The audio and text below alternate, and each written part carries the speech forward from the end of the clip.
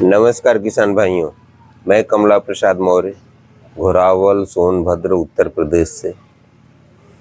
आप देख रहे हैं हमारा टॉपर किसान यूट्यूब चैनल। टॉपर किसान यूट्यूब चैनल पर आप लोगों का स्वागत है। अगर आप हमारे चैनल पर नए हैं तो चैनल को सब्सक्राइब जरूर कर लीजिएगा। अगर आपको यह वीडियो अच्छी लगेगी, यह आइडिया अच्छा लगेगा तो आप हमारे वीडियो को लाइक कर दीजिएगा। साथ में अन्य किसान मित्रों और साथियों में इस वीडियो को शेयर जरूर कीजिएगा। तो आइए वीडियो शुरू करते हैं। आज का टॉपिक है शकरकंद की खेती, जो एक सुरक्षित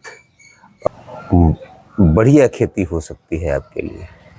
इसके विषय में अगर आप सोच रहे हैं इसकी खेती जरूर करिए। यह लगभग 30 कुंटल से लेकर के 50 कुंटल तक प्रति एकड़ का उत्पादन दे देती है। और इसको लगाने के लिए सर्वप्रथम इसकी लताओं की ज़रूरत होती है।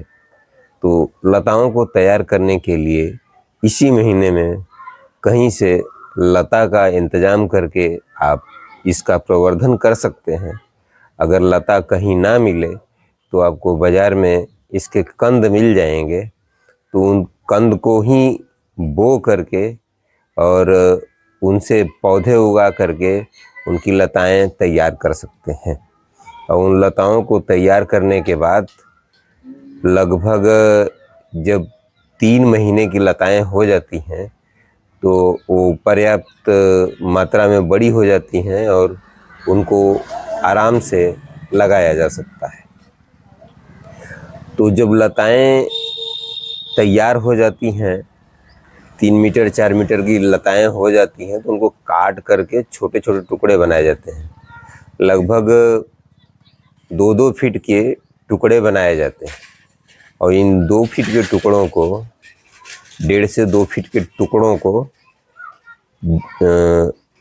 आलू की तरह लगभग 2 फीट की दूरी पर मेड़ बनाई जाती है, बेड बनाया जाता है और उसी बेड पर इसकी रोपाई होती है। और आलू की तरह ही इनकी नालियों में सिंचाई होती है। तो जब मिट्टी हल्की रहती है तो ये अच्छी बैठती हैं और इनका प्रोडक्शन अच्छा होता है। तो आइए जानते हैं इसकी खेती कैसे करें। तो जब आपकी लता तैयार हो जाती है तब हम खेत की तैयारी पर ध्यान देते हैं।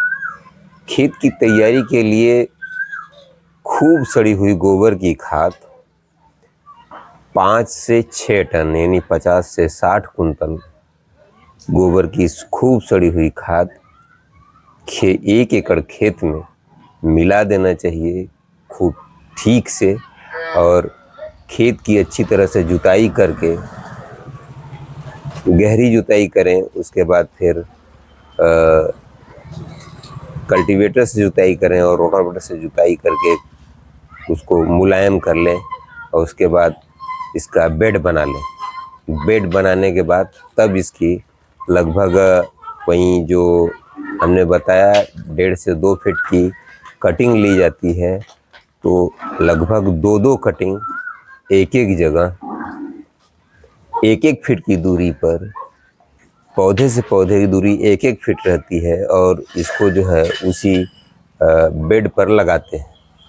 और बेड पर लगाने के बाद फिर सिंचाई कर देते हैं। वैसे इसकी ज़्यादातर खेती अगस्त और सितंबर महीने में होती है, तो सिंचाई की कम आवश्यकता पड़ती है। सिंचाई की आवश्यकता अक्टूबर महीने में पड़ती है। तो अगर अगस्त में लगा लेते हैं तो अगस्त, सितंबर, अक्टूबर और नवंबर, ये लगभग 100 दिन से लेकर 120 दिन की फसल होती है। तो 120 दिन में ये पक करके तैयार हो जाती है। जब पक करके तैयार हो जाती है तो 4 महीने में आपको यह 30 कुंटल से लेकर के 50 कुंटल तक की हार्वेस्टिंग दे देती है। तो इसको ले जा कर के आप मंडियों में बेच सकते हैं, जो 25 रुपये से लेकर के 50 रुपये तक का रेट इसको मिलता है।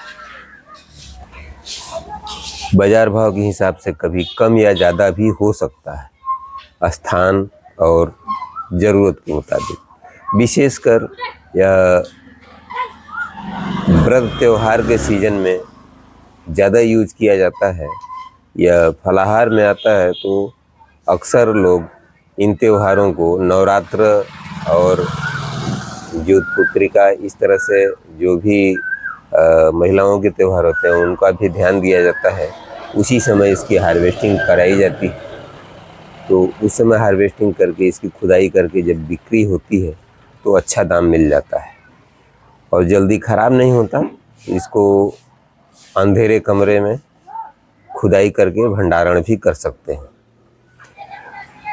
ध्यान रहे कि नमी वाला एरिया ना रहे, सूखे स्थान और ठंडे स्थान में इसका भंडारण करना चाहिए।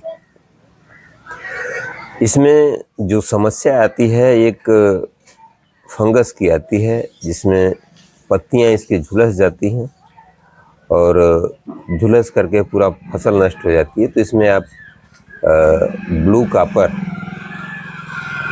कॉपर ऑक्सीक्लोराइड नाम की दवाई को लेकर के 2 ग्राम प्रति लीटर के हिसाब से पानी में घोल बना लें और इसका छिड़काव कर दें तो इससे निजात मिल जाती है।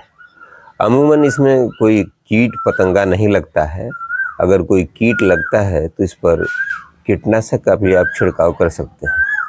कीटनाशक में अक्सर आप चाहें तो डाइमेथोएट का छिड़काव कर दें, इससे कीटों का जो प्रकोप है वो रुक जाएगा।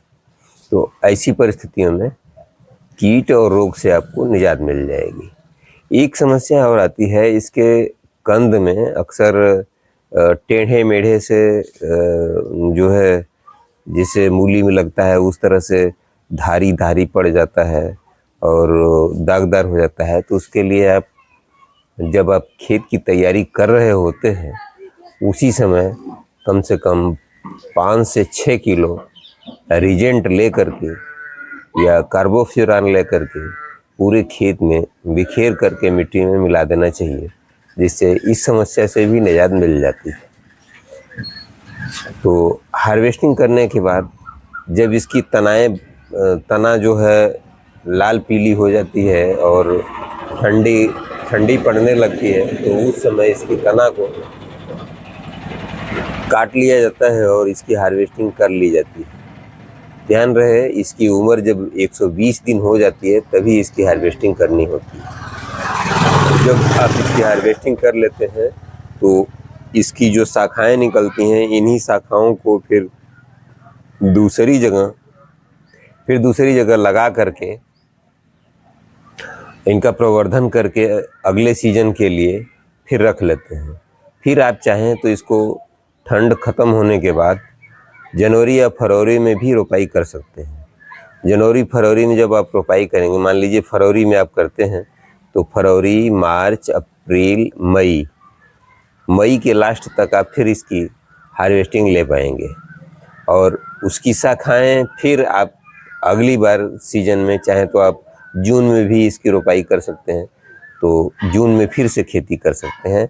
इस प्रकार इसकी दो या 3 फसलें भी ली जा सकती हैं।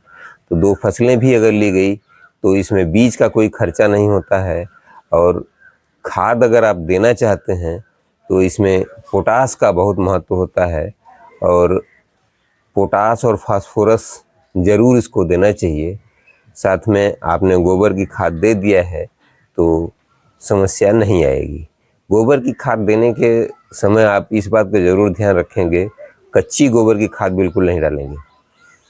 कच्ची गोबर की खाद डालने से कंद में जड़ें निकल जाती हैं, अनावश्यक जड़ें निकल जाती हैं, तो वो मार्केट वैल्यू नहीं मिल पाता है। इसलिए पकी हुई खूब सड़ी हुई खाद को ही इस्तेमाल करें। तो अगर आप इस प्रकार से खेती करते हैं तो प्रति एकड़ लगभग 60 से 70 हज़ार रुपये तक की बचत ले सकते हैं। उससे अधिक भी हो सकता है, जैसा मार्केट वैल्यू आपको मिल जाए। तो आज का वीडियो आपको कैसा लगा कमेंट सेक्शन में ज़रूर लिखिएगा और अगर आप हमारे चैनल पर नए हैं तो चैनल को सब्सक्राइब कर लीजिएगा। अगर यह आपको वीडियो अच्छी लगे तो वीडियो को लाइक कर दीजिएगा। साथ में अन्य किसान भाइयों में भी इस वीडियो को शेयर कीजिएगा। अगर आप मुझे फेसबुक पेज पर देख रहे हैं तो टॉपर किसान नामक फेसबुक पेज को फॉलो कीजिएगा और लाइक कीजिएगा। तो आज का वीडियो यहीं तक, अगली वीडियो में फिर मुलाकात होगी। तब तक के लिए आप मुझे आज्ञा दीजिए। नमस्कार, धन्यवाद। जय जवान, जय किसान, जय विज्ञान।